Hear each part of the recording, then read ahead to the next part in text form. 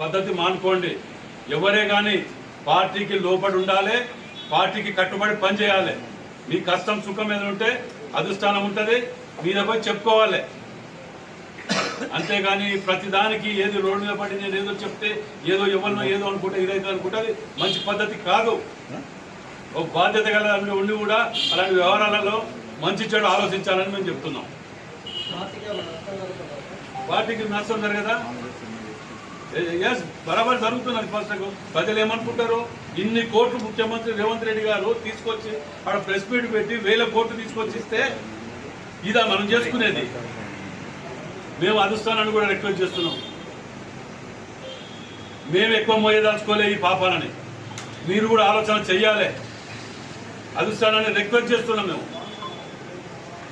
ఇప్పటికి కూడా. ఎందుకంటే ఇది చూస్తూ పోతుంటే ఎక్కడ ప్రతి కాన్స్టిట్యున్సీలో ఒక లొల్లి.